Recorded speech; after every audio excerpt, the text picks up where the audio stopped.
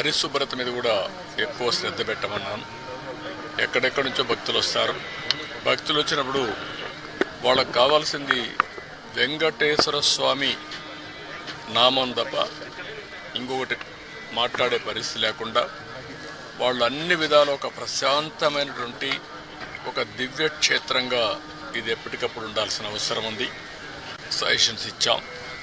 అదే మరి ఇక్కడ ఫుడ్ కూడా ఏదో ఫ్యాన్సీ ఫుడ్లే కాకుండా ఇక్కడుండే భక్తుల మనోభావాలకు అనుకూలంగా ఇక్కడ మన సాంప్రదాయాలకు అనుకూలంగా ఉంటే చాలా బాగుంటుంది. అలాంటివి కూడా చేయమని చెప్పి ఆదేశాలు ఇచ్చాను. అదే మరి ఎండ్ టు ఎండ్ ఇవన్నీ కూడా ఒపీనియన్ కూడా తీసుకోవడం, భక్తుల మనోభావాల్ని గౌరవించడానికి ఏమేం చేయాలనో అవన్నీ చేస్తాం. ఇప్పుడు సేవకులు కొంతమంది ఉన్నారు, శ్రీవారి సేవకులు. వాళ్ళు కూడా ఎప్పుడో నేను ప్రవేశపెట్టాను. వాళ్ళు ఒక 15 లక్షల మంది అయ్యారు.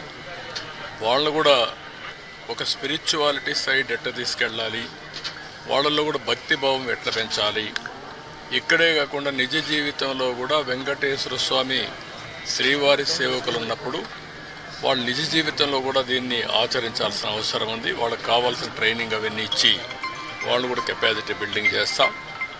అదే మరి ఎక్కడికక్కడ సమాచారాన్ని కూడా తీసుకొని ఒక విధంగా చెప్పాలంటే మళ్ళీ వెంకటేశ్వర స్వామికి పూర్వ వైభవం వచ్చే విధంగా, అదే కాకుండా ఎప్పటికీ ఇది ఒక దివ్య క్షేత్రంగా పవిత్రమైన క్షేత్రంగా తయారు చేయడానికి ఏమేం చేయాలో అన్ని చర్యలు తీసుకోమని చెప్పి మేనేజ్మెంట్కి గవర్నమెంట్ తరఫున కూడా ఆదేశాలు ఇచ్చాం.